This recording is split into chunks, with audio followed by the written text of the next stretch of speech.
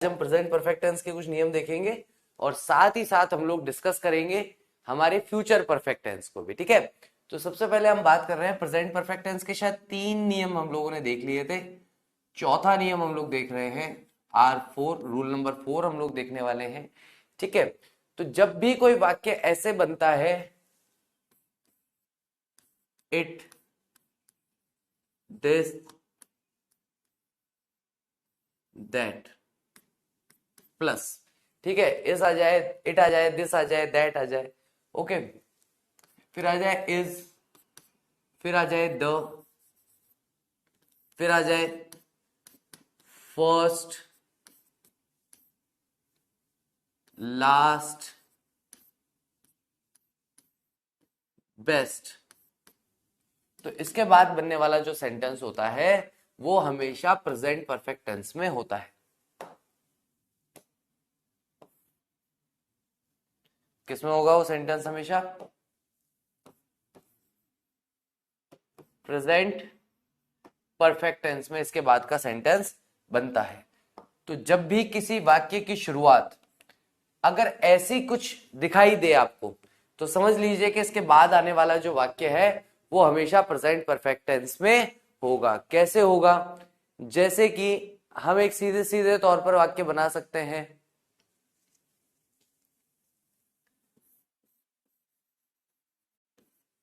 This is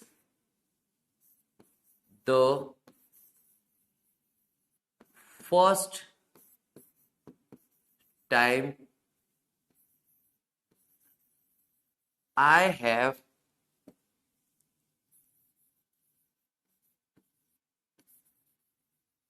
seen a tiger। ठीक है, यानी कि जीवन में पहली बार है जब मैंने एक टाइगर देखा है। ठीक है, it is the best coffee I have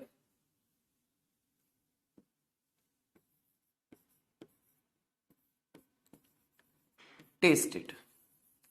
यानी कि आज तक मैंने जितनी भी कॉफीज पी है, जितनी बार जो भी कॉफी पी है, उसमें से ये कॉफी सबसे बेस्ट है जो आज तक मैंने चखी है। ठीक है, ऐसे हम लोग एक सेंटेंस और क्या बना सकते हैं,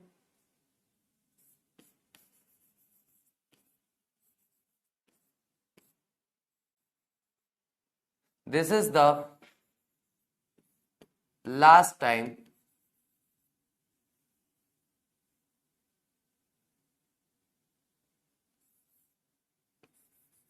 I have met him। यानी ये आखिरी बार है जब मैं उससे मिला हूं, आज के बाद में उस व्यक्ति से कभी दोबारा नहीं मिलना चाहता। तो हमें इसकी पहचान क्या होती है कि जब भी ऐसे फॉर्मेट दिखाई दे, किसी भी वाक्य के प्रारंभ में इस तरह के फॉर्मेट अगर दिखाई देते हैं, तो इसका मतलब क्या होगा? इसका मतलब सीधा सीधा ये बनेगा कि इसके बाद आने वाला सेंटेंस हमेशा किसमें होगा? प्रेजेंट परफेक्ट टेंस में होना चाहिए। बोलो हाँ कि ना? क्लियर है कि नहीं है? यहां पर सीधा सीधा हमें फर्स्ट जो फॉर्मेट है उसे चेक करना है। बताइए, क्लियर है क्या? अभी जिस पे हम लोग बात कर रहे हैं वो चीज क्लियर है क्या सभी को? यस नो फटाफट बताइए।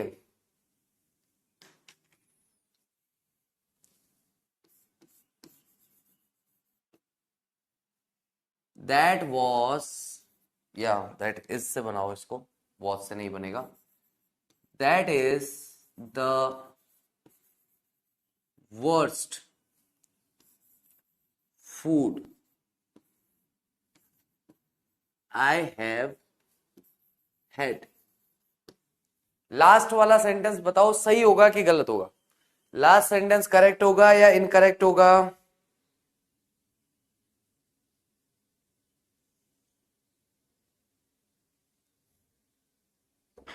बिल्कुल अभिषेक, आप आज का लेक्चर ले सकते हैं, बाद में आप चाहें तो कल का लेक्चर जो है वो चेक कर सकते हैं, कोई दिक्कत नहीं है।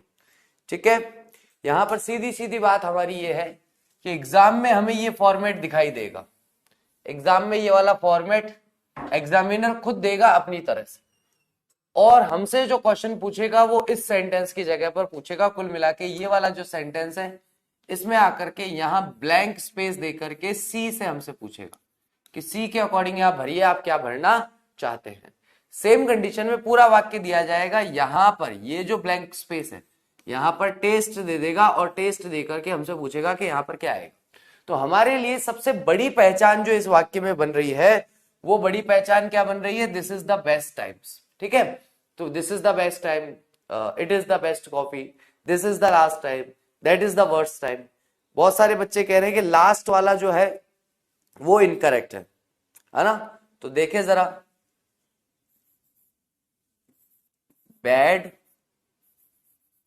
Verse and worst. ओके, तो अगर हम इस डिग्री को देखें तो ये हमारी पॉजिटिव डिग्री है, ये हमारी कंपैरेटिव डिग्री है, ये हमारी सुपरलेटिव डिग्री है। बाकी सब जगह पर भी हमने सुपरलेटिव डिग्री का ही इस्तेमाल किया है। तो यहां पर वर्स्ट का तो कोई भी मिस्टेक है नहीं, वर्स्ट तो करेक्ट है। उसके बाद फूड भी करेक्ट है। फिर यहां पर अगर हम लोग देखें हैव, तो हाँ ठीक है, प्रेजेंट परफेक्ट टेंस में हम लोग हैव हेड का प्रयोग करते हैं, तो आई के साथ हैव का प्रयोग ही होगा। ज्यादातर बच्चे जो इनकरेक्ट बता रहे हैं वो इस हेड की वजह से बता रहे हैं कि ये हेड यहां पर नहीं होना चाहिए, इसलिए यहां पर बच्चों को लग रहा है कि ये गलत होगा। लेकिन ध्यान रखना, हैव जो है वो हमारी हेल्पिंग वर्ब के तौर पे तो काम करती ही करती है, साथ ही साथ हमारे मेन वर्ब के तौर पे भी काम करती है। और जब हम हैव में वर्ब की थर्ड फॉर्म बनाना चाहते हैं तो हम बनाते हैं हेड। इसलिए मेरा सेंटेंस पूरा करेक्ट होगा, इसमें कहीं भी कोई भी इनकरेक्ट चीज नहीं है। बिल्कुल, वीर कुशवाहा ने कहा। वर्स्ट का मतलब होता है बेटा सबसे बुरा, बैड का मतलब बुरा, वर्स का मतलब तुलनात्मक रूप से यानी से बुरा, और वर्स्ट का मतलब सबसे बुरा। तो ये सुपरलेटिव डिग्री है बेटा यहां पर। बिल्कुल वीर कुशवाहा, हम लोग यहां पर एक रूल को फॉलो कर रहे हैं और उस रूल को फॉलो करते हुए ही हमने इस सेंटेंस का निर्माण किया है। चलिए फटाफट से इसका एक एग्जाम्पल आप मुझे बना करके बता दीजिए, फटाफट से एक एग्जाम्पल बना के बता दो, फिर हम आगे की बात करेंगे। कोई बात नहीं बेटा Pawan Sharma, it's okay.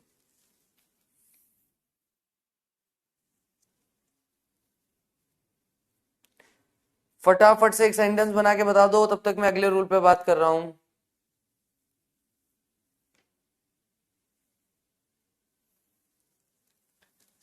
Rule number 5, rule number 5 हमारा क्या कहता है, it is plus time plus since plus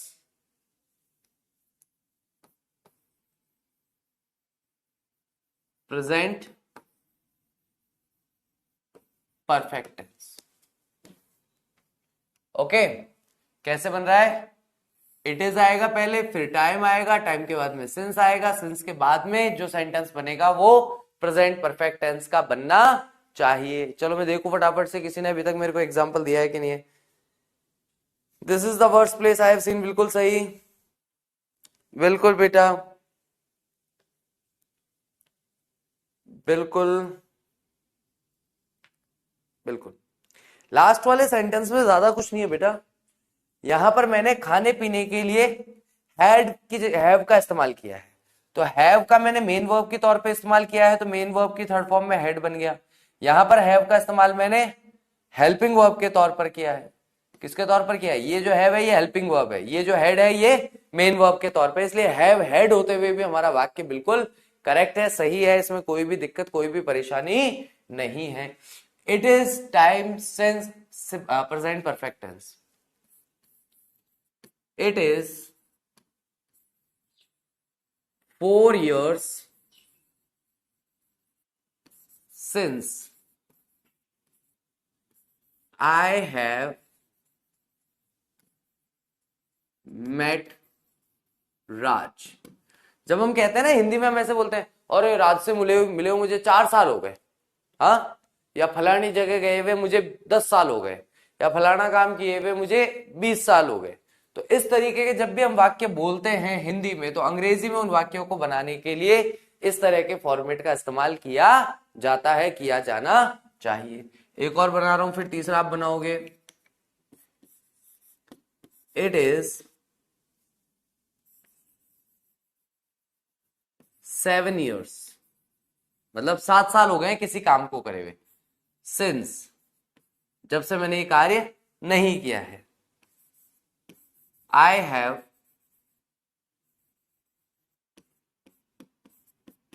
visited Jaipur, यानी कि मुझे 7 साल हो गए हैं जयपुर घूमने गए हुए। तो फॉर्मेट हमारा क्या कहता है, अगर आ जाए इट इज आ गया, फिर आ जाए टाइम आ गया, फिर आ जाए सिंस आ गया, इसके बाद आने वाला सेंटेंस जो है वो प्रेजेंट परफेक्ट टेंस में रहना चाहिए। फटाफट से एक एग्जांपल इसका भी दे दो मेरे को अपने हिसाब से बना करके, कोई भी ऐसा कार्य जो आपको किए हुए काफी लंबा समय हो गया हो। फलाना मतलब ऐसे ही कि ऐसा कोई भी कार्य, एक्सेट्रा के अर्थ में आता है। लेकिन सर हम प्रेजेंट परफेक्ट टेंस पढ़ रहे हैं ना, तो इसमें हेड क्यों आया? बेटा हेड आया है मेन वर्ब के तौर पर, हेड आया है मेन वर्ब के तौर पर, हेड आया है मेन वर्ब के तौर पर। और जब भी, मैं एक बार यहां एक्सप्लेन कर ही देता हूं, है ना, हैव जो है वो हमारा जब हेल्पिंग वर्ब के तौर पर इस्तेमाल होता है, तब हम उसमें बात करते हैं हैव की, हैज की प्रेजेंट टेंस में, और हेड की बात करते हैं हम लोग पास्ट टेंस में। लेकिन जब इसी हैव का इस्तेमाल हम लोग मेन वर्ब के तौर पर करते हैं, तो हैव, हैड,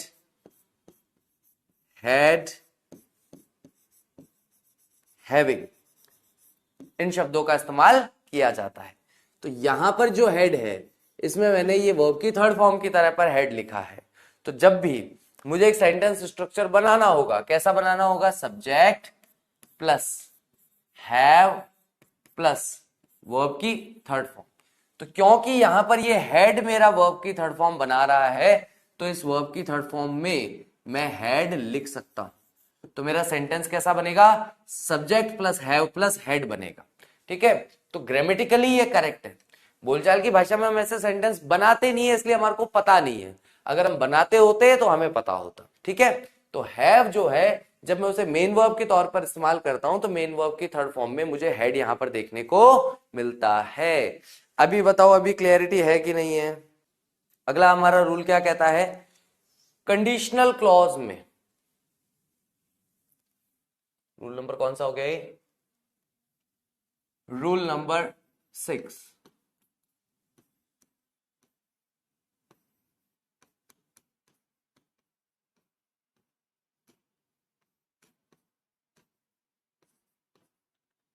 कंडीशनल क्लॉज में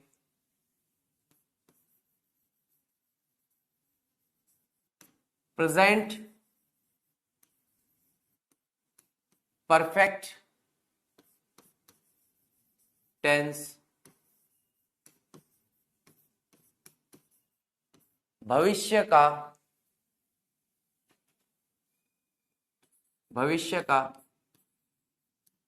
भाव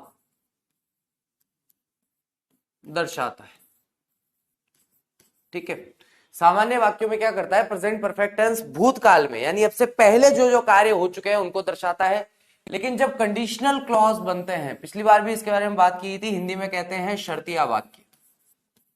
शर्तिया वाक्य, जो विद्यार्थी आज पहली बार कक्षा में आए उनके लिए बता देता हूं, शर्तिया वाक्य कौन से होते हैं, जब एक कार्य के होने पर दूसरे कार्य का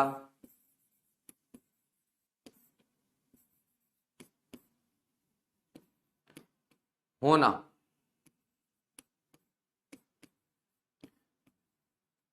निर्भर हो। जब किसी एक कार्य के होने पर दूसरे कार्य का होना निर्भर होता है, तो उसे शर्तिया वाक्य या कंडीशनल क्लॉज या कंडीशनल सेंटेंस हम लोग कहते हैं। यानी कि तुम मुझसे मदद मांगोगे तो मैं तुम्हारी मदद करूंगा। तो अब यहां पर पहला कार्य कौन सा है, तो मेरा तुम्हारी मदद करना किस पर निर्भर हो गया, तुमसे, तुम्हारा मेरे से मदद मांगने पर निर्भर हो गया। तुम मदद मांगोगे तो मैं मदद करूंगा, तुम मदद नहीं मांगोगे तो मैं मदद नहीं करूंगा, सिंपल सी बात है। तो इस तरीके से देखते हैं हम लोग कि जब भी एक कार्य का होना दूसरे कार्य पर निर्भर करता हो तब हम वहां पर कंडीशनल क्लॉज को देखते हैं, शर्तिया वाक्य को देखते हैं। ठीक है, I can not agree until I have asked my father। मैं तुम्हारी बात से या तुमसे सहमत नहीं हो सकता जब तक मैं अपने पिता से इस बारे में पूछ ना लूं। जब तक मैं अपने पिताजी से जानकारी नहीं ले लेता, पूछ नहीं लेता, मैं तुम्हारी बात से अग्री नहीं हो सकता, मैं तुम्हारी बात से सहमत नहीं हो सकता। तो एक कार्य है, पहला कार्य है कि मैं तुमसे अग्री नहीं हो सकता। दूसरा कार्य है जब तक मैं अपने पिताजी से नहीं पूछ लेता। जब तक के लिए हमें क्या मिल गया, अंटिल मिल गया। तो किसी के लिए, किसी से अग्री होने के लिए हमें पहले क्या आवश्यकता है कि हम अपने पिताजी से उस विषय पर पूछ ले या उस विषय पर जानकारी प्राप्त कर ले, तभी हम उससे अग्री हो सकते हैं। ठीक है,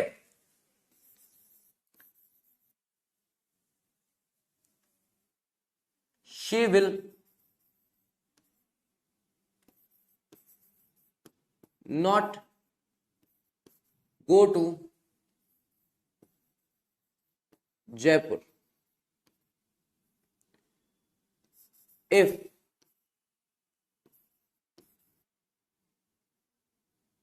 she has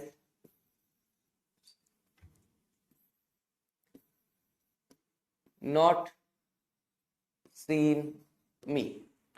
जगह कम बची थी, हालांकि कंप्लीटेड हर वर्क लिखना चाह रहा था लेकिन जगह कम बची तो सीन मी कर लिया मैंने इसको। ओके, तो she will not go to Jaipur यानी कि वह जयपुर नहीं जाएगी यदि वह मुझे नहीं देख लेती है। तो यानी कि जब तक मुझे देख नहीं लेगी तब तक वह जयपुर नहीं जाएगी। मेरा ऐसा कोई वाक्य बनाने का कोई भाव नहीं था, कोई इच्छा नहीं थी, लेकिन लिखते लिखते मैं देखा यार जगह नहीं बची। अब कंप्लीटेड हर वर्क करना चाह रहा था मैं वहां पे, लेकिन जगह ही इतनी बची कि कुछ छोटा सा ही लिखना था, तो मैंने उसके अनुसार लिख दिया। अब जो भी लिख पाया मैं वहां पे। ठीक है, तो FATHER, अच्छा, धन्यवाद धन्यवाद, थैंक यू। यही होते हैं सच्चे मित्र, सच्चे विद्यार्थी, जो गलतियां बताते हुए चलते हैं ताकि बाद के लिए रह ना जाए, भी तो एंड टू एंड तो सुधारने में आ जाएगी। चलिए चलिए चलिए, नेक्स्ट हम लोग बात करने वाले हैं फ्यूचर परफेक्ट टेंस के बारे में। फ्यूचर परफेक्ट टेंस हमारा क्या कहता है, 1 2 3 एंड 4, सब्जेक्ट प्लस विल या shall plus have plus third form of the verb plus object. Subject plus will या shall plus not plus have plus third form of the verb plus object, full stop. Will या shall plus subject plus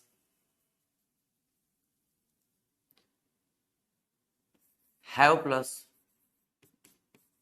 verb की third form plus object last में question mark. Will या shall plus subject plus not plus have plus third form of the verb plus object plus last में question mark. Okay, आप लोगों को यहां जो sentence बनाना है वो बनाना है रोहन प्लस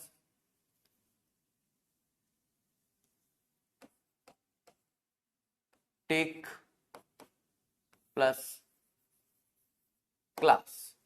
इन तीन का इस्तेमाल करते हुए ये आपका सब्जेक्ट है, ये आपकी वर्ब है और ये आपका ऑब्जेक्ट है।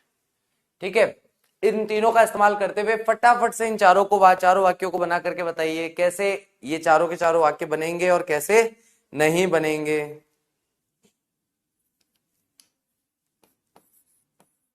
Rohan will not, sorry, will have taken class. अगला बनेगा Rohan will not have taken class. Will Rohan have taken class? और लास्ट बनेगा will Rohan not have taken class. Okay, इस तरीके से हम लोग अपने सेंटेंसेस को बना सकते हैं. फटाफट से क्रॉस चेक कर लीजिए.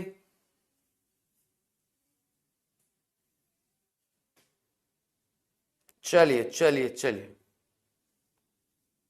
टेकन द क्लास कर सकते हो खुशी यादव, कोई दिक्कत, कोई परेशानी नहीं, कोई समस्या नहीं. चलिए,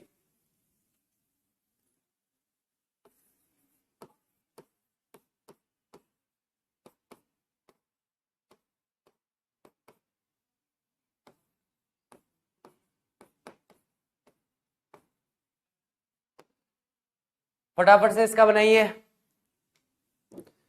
चलिए, बातें नहीं, फटाफट से इसको बना के कंप्लीट करो. चलिए बनाइए.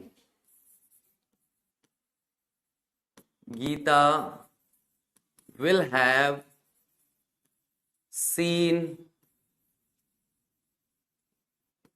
गोविंदम. Okay, Geeta will not have seen Govindam. Will Geeta have seen Govindam? Will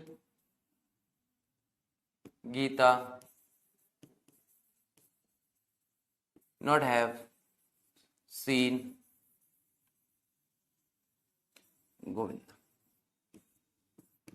okay, इस तरीके से ये चारों वाक्य हम लोग बहुत आसानी से बना सकते हैं. इजीली ये सेंटेंसेस आपके बन जाएंगे. बस हमारा जो फॉर्मेट है उस फॉर्मेट को हमें एज इट इज फॉलो करना है, उसे किसी भी तरीके से हमें छोड़ना नहीं है.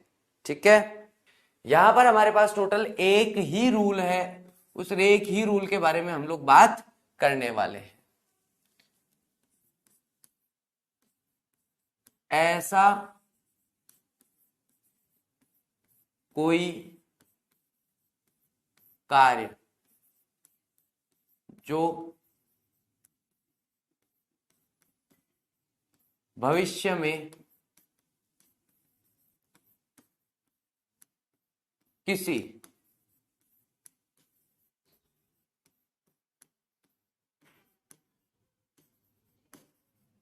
निश्चित समय से पूर्व समाप्त हो चुका होगा, उसको दर्शाने के लिए हम लोग फ्यूचर परफेक्ट टेंस का इस्तेमाल करते हैं.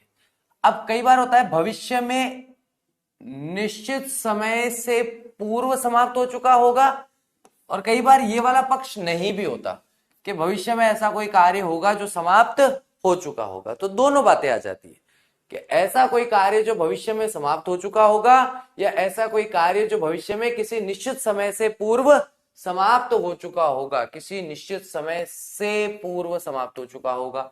तो उसको दर्शाने के लिए हम लोग फ्यूचर परफेक्ट टेंस का इस्तेमाल करते हैं. जैसे एक प्रैक्टिकल बात करते हैं, are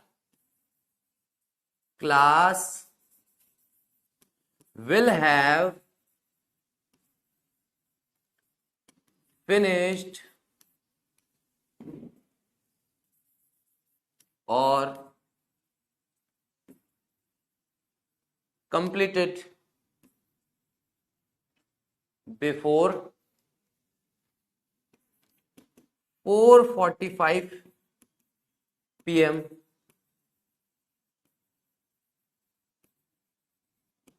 tomorrow.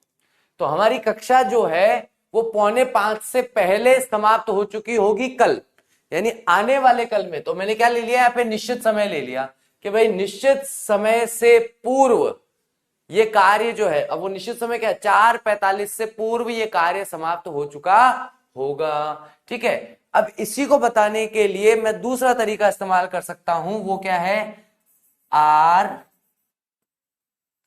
Class will have, ध्यान से समझना इसको, बहुत इंपॉर्टेंट चीज समझा रहा हूं, our class will have finished or completed by 4:45 PM tomorrow.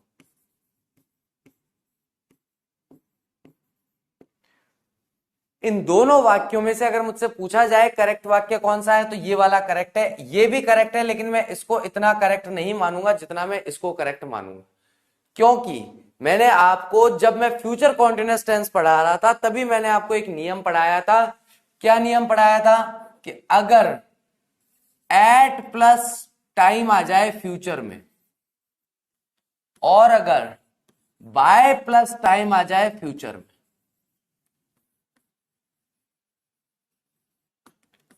Future में हमें क्या देखने को मिले, अगर एट के साथ टाइम देखने को मिले, तो समझ जाइए आप बात कर रहे हैं फ्यूचर कॉन्टिन्यूअस टेंस की। लेकिन वहीं बाय के साथ अगर टाइम मिले, तो आप बात कर रहे हैं फ्यूचर परफेक्ट टेंस की। और कितना सा डिफरेंस था इसमें, केवल और केवल डिफरेंस था एट का और बाय का। जैसे ही कंजक्शन चेंज होगा, आपका टेंस ही चेंज हो जाएगा, कॉन्टिन्यूअस से परफेक्ट या परफेक्ट से कॉन्टिन्यूअस में चेंज हो जाएगा। I shall be learning English at 4:30 PM tomorrow.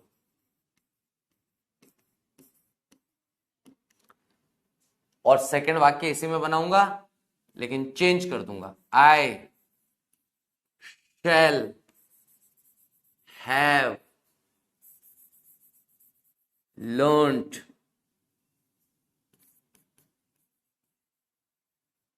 English by 4:30 PM tomorrow. दोनों वाक्य दिखने में बहुत एक जैसे लग रहे हैं, लेकिन केवल और केवल एक चीज ने सारी चीजों को बदल दिया। यहां पर हमारा था shall plus be plus verb की फर्स्ट फॉर्म प्लस आईएनजी, क्योंकि यहां पर एट था। यहां पर आ गया shall plus have plus verb की थर्ड फॉर्म, क्योंकि यहां पर बाय है। तो एट और बाय, केवल ये दो शब्द ही इतना ज्यादा अंतर पैदा कर सकते हैं कि एक सेंटेंस को कॉन्टिन्यूअस में भेज सकते हैं और एक सेंटेंस को परफेक्ट टेंस में भेज सकते हैं। बोलो फटाफट, क्लियर हुआ कि नहीं हुआ? फटाफट से बताइए, क्लियर है कि नहीं है? चलिए चलिए चलिए चलिए, एक्टिव पैसिव वॉइस शुरू करेंगे बेटा। फटाफट से इसको देखिए, क्लियर है क्या, मुझे बताइए।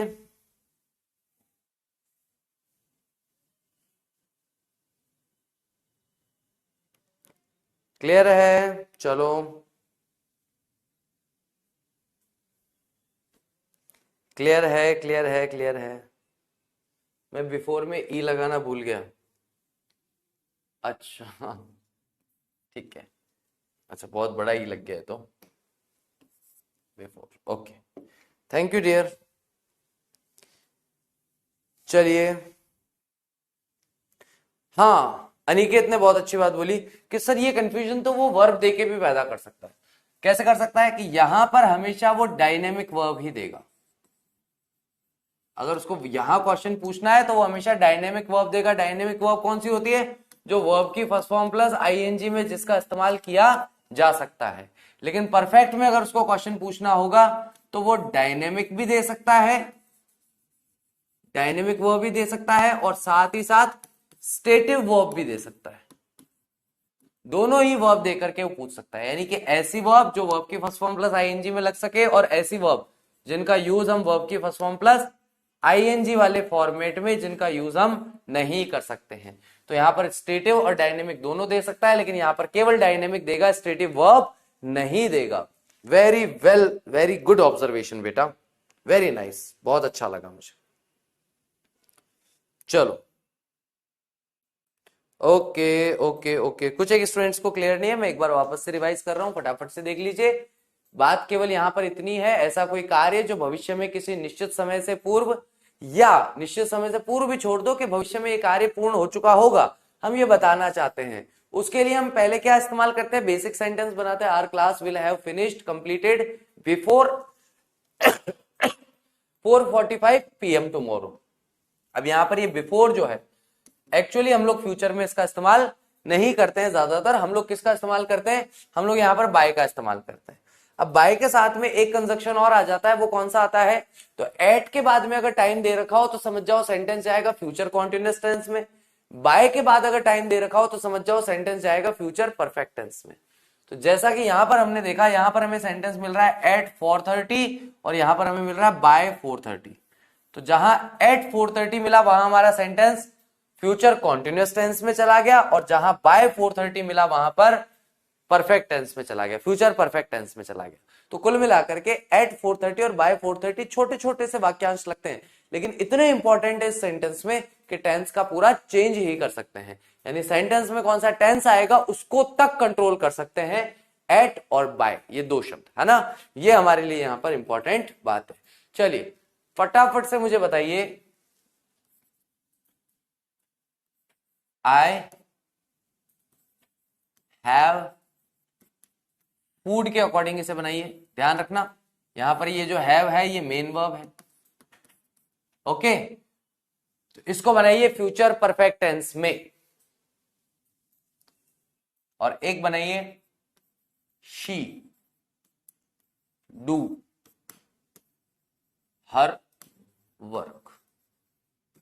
एक इसको बनाइए, फटाफट से इन दोनों को बना दीजिए। चलिए शुरू हो जाइए। याद नहीं करना है बेटा मयंक, इनको याद नहीं करना है रूल्स को, इनकी इतनी प्रैक्टिस करनी है कि रूल डायरेक्ट नेचर में आ जाए। एक रूल को लेकर के 50 सेंटेंस बना लो खुद से, उसके बाद मुझे कहना कि सर मुझे रूल याद नहीं होता। उसके बाद आप आके मुझे ये नहीं कहोगे कि सर रूल याद नहीं होता। आप दूसरे बच्चों को समझाओगे बेटा रूल याद करने की जरूरत ही नहीं होती। क्या करेगा रूल याद करके? उसका जो जीस्ट है, उसका जो सारांश है, उसका जो भाव है, उसको सीधा समझ लो तो आपका काम ठीक से हो जाएगा। आई शैल हैव फूड, गलत। चलिए मैं बना रहा हूं, देख लीजिए। आई शैल हैव हैड फूड, यानी कि मैं खाना खा चुका हूंगा। अब यहां पे देखो, यहां पे जो हैव इस्तेमाल हुआ है वो इस शैल के साथ आने वाला हैव है, जबकि यहां पर ये जो हैड इस्तेमाल हुआ है ये वर्ब की थर्ड फॉर्म है। इस वाले हैव की मुझे वर्ब की थर्ड फॉर्म चाहिए थी तो मैंने हैड बना ली। ठीक है, I shall not have had food. Third बनेगा shall I have had food. अगला बनेगा shall I not have had food. Okay, इस तरीके से इन वाक्यों को बनाया जा सकता है। अगला हम लोग यहां पर बना रहे हैं she will have done her work. फिर बनेगा she will not have done her work. Third बनेगा will she have done her work and will she not have done her work। ठीक है, इस तरीके से इन वाक्यों का निर्माण हम बहुत ही आसानी से कर सकते हैं। अभी क्लियर हुआ क्या? क्लियर है सभी को?